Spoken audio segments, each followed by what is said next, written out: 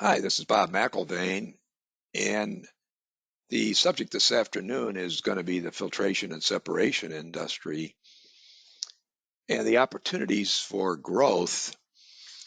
And it's going to be couched in the terms of a much bigger $100 billion market for filtration and separation, which in turn is part of a 750 billion air water energy market.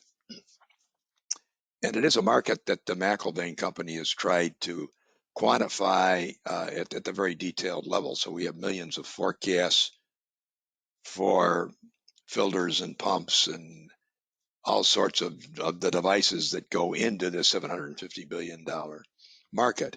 And we've identified players with uh, several percent or more of that market. And of course, there are a lot of companies that are down there that have just tiny percents of it too, tens of thousands of companies. But many of the larger companies make up most of the business, and this is due to the acquisitions that have shaped the filtration industry. So 10,000 market niches averaging 10 million each comprise the filtration and separation market. The most successful filtration and separation companies are market leaders or have strategies to become the market leaders in the niches that they pursue. Much of this niche leadership comes from acquisitions. To obtain a good understanding of the market, it is desirable to review the acquisition history. And we're doing this in our filtration publications, but also in this umbrella report, the air, water, energy markets. We have acquisition analyses each month, and they're happening all the time. In fact, just today we learned that SPX Flow, which we just did a very detailed analysis on, has just sold its air treatment group with sales of 525 million to Ingersoll Rand. So the market keeps changing, and obviously the acquisitions are a big part of that quick change. So the McIlvaine Company, when we were launched, attended an exhibition, or was actually an exhibitor in London, where Scapa and Amafilter were both major exhibitors. It turns out today that both of those companies, the filtration business of both those companies is now part of the Filtration Group, which is a U.S. company and one of the largest filter companies, certainly of the non-process filters, with over $1 billion in sales in the filtration, made up of many small companies. The Andritz situation is almost the direct opposite of what happened to Scapa, that uh, sold its filter divisions and now has become part of another company. So Andritz made the choice to build up its filtration group, which it did. It says over 900 million just in the filtration and separation. But these are part of bigger niches that are the 3.6 billion. And these, which is the filtration and other air, water, energy solutions. Other filter companies that are more in the solutions business than they are just the filters would be people like Alfa Laval, GEA, Mitsubishi, Seco, Danaher, Netterman, and many others. So Parker Hannifin is one of the bigger companies in the business, but their business, much of it's not in the process area, but in the general area of non-process, where the product quality rather than the process knowledge is much more important. So we can look at the various different companies, how they split out in this process solutions versus process filters versus non-process filters versus non-process solutions. So just to clarify it, if you have a compressor that's operating on fuel gas, there would be process filters, and this would be a process solution. If it's on normal plant air, it would be a non-process filter, and a normal plant air would be a non-process solution. HVAC, you've got clean rooms that would be process related. You've got commercial buildings, which would be non-process. In drying, obviously food dryers, food processing dryers are process. A commercial laundry would be non-process. With lubrication in gas turbines, that's part of a whole process uh, that where one aspect is dependent on another. But if it's a vehicle, for instance, it would be in the non-process area. So that's how we split the market out. And you can see here that uh, the process filters, it's a big market, but the process solutions is much bigger, as most of that 300 billion-dollar market is in the process. So the same thing for the non-process filters are pretty small compared to the process solutions. So a lot of your bigger players are looking to expand with complementary products and total solutions. And that's part of this whole $750 billion market with 75,000 niches in it. So let's just look in terms of how some of these companies have gotten where they have. 3M, which would be mostly in the non-process area, has picked up Cuno, Ligon, and Polypore, and has some process applications as well. Alstrom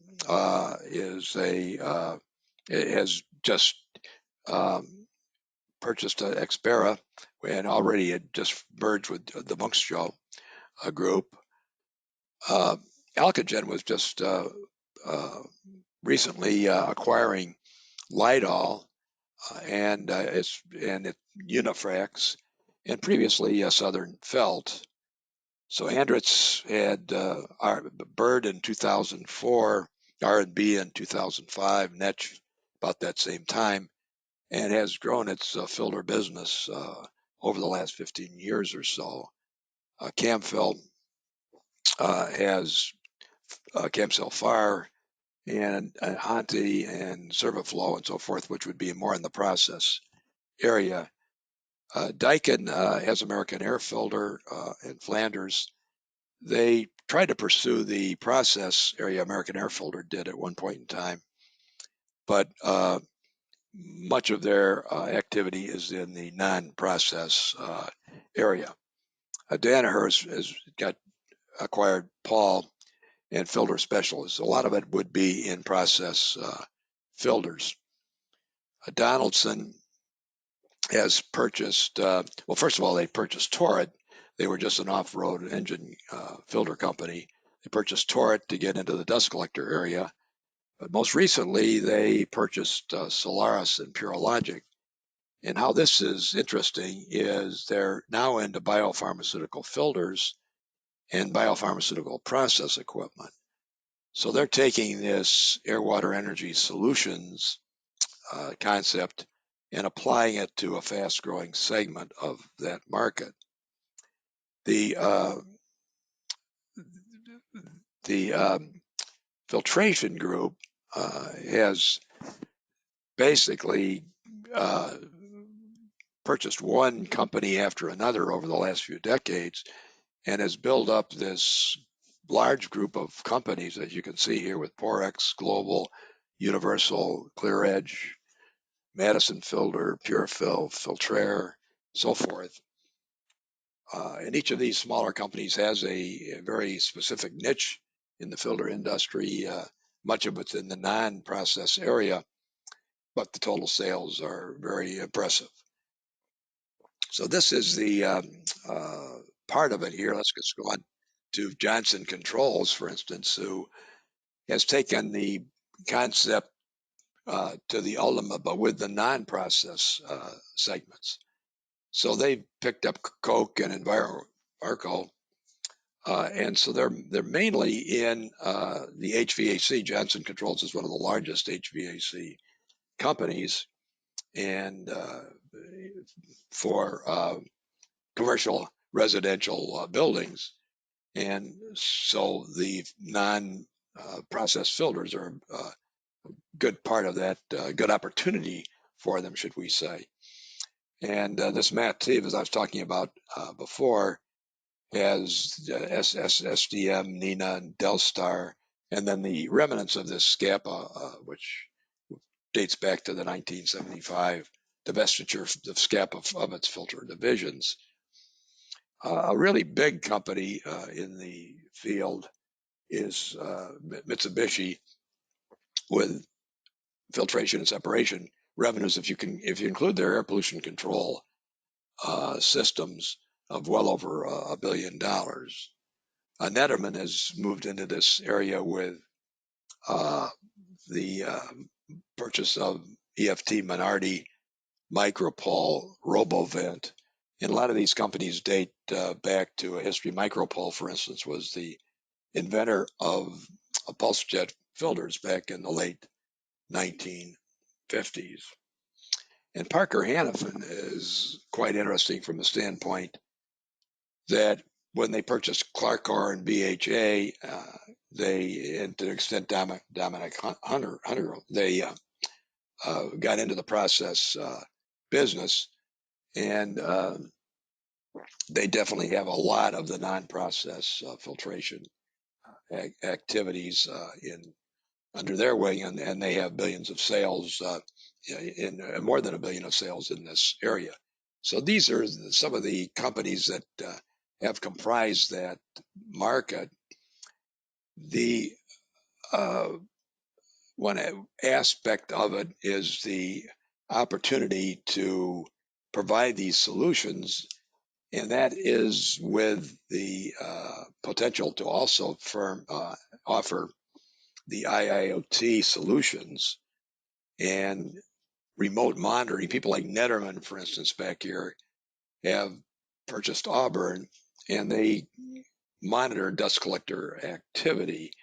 Andrus is the leader in all this, and with their Metris digital technology, is providing complete solutions where they can remotely monitor the applications and then provide service to replace dust bags or whatever. And so I think it's a huge opportunity for all the filtration companies. So the filtration and separation industry is going to grow. It's going to be growing rapidly in the biopharmaceutical area, where there's going to even be single-use filters. You've got all these new energy,